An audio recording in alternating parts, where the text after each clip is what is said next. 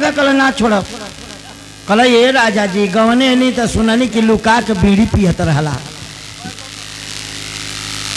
बियाहे नहीं तो सुननी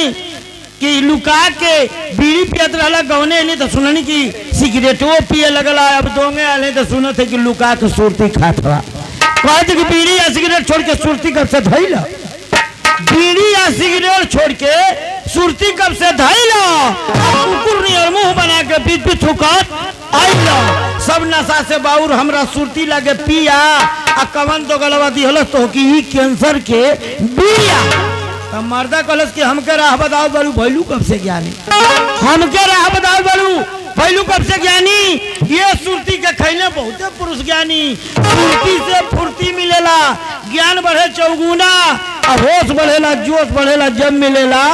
चूना तो मेहरुआ कलश की मशगूर सड़ी पीब हो जाई लोगवा देख घिनाई आ कितनो दांत सफाई करवा मुंह भौक भौक बसाई सुरती के जब पित घोटाई सारी पेट के अतड़ी अजियल मुश्किल होई राजा जहिया कैंसर पकड़ी तो मर्दा कहल कि तू का जनबू सुरती के कैसन होला स्वाद तू का जनबू सुरती के कैसन होला स्वाद ये सुरती के प्रिंस खेलने राजेंद्र प्रसाद 16 फिल्म में डाकू बनना सुरती खेलने गब्बर और वहां से बड़खा नायक 13 में आओ जापा मैं अररुआ कलश की सुरती के जे आदत लागी ना छूटला से छूटी अब पहले जैसन मुंह हो जाए जय अगला ततवा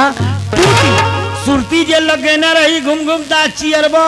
अब भीख मंगा देनी तो सबकी आगे हाथ पसर तब मर्दा कलश कि तू का जन्म सुरती में 100 पे 90 मूर्ति जितने महंगा घी बिकाला उतने महंगा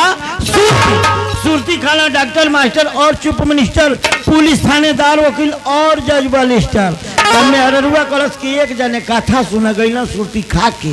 अब पित भाई जब मुंह में लगना ये हर हर ताके कुछ न लौकत रहे उनके पित थूके के सुरता पर आई खोकी थूक देना बाबा जी की कुर्ता पर तो एगो रहे सुरती वाला एगो रहे पियक्कर और दोनों के मारी मारा मतलब भारी भदक्कड़ बोला सिया रामचंद्र की तो तनी को हमार पूर्वहिया लगा दा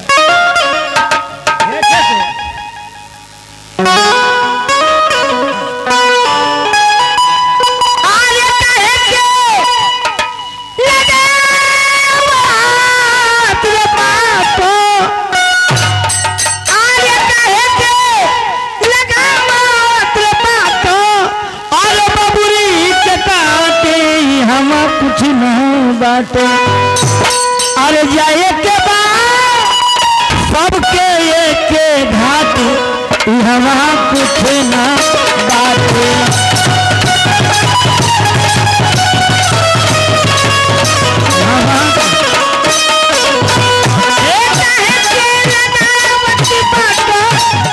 बबुरी के काटे हवा कुछ ना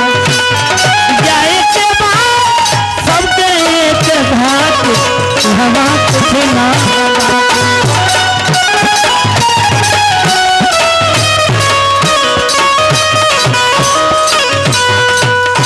बार हमारे मुँह तक बात बजेगा या एक के बाद सबके एक घाट हवा कुछ ना बाटे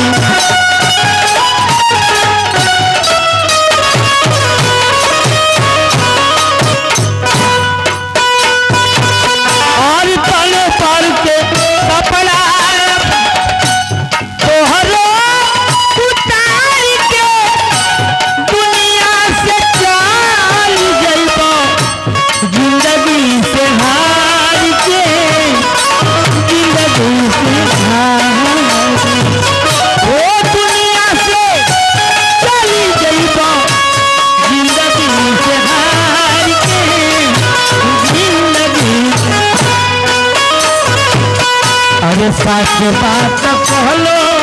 करिए बाबू बाबू बाबू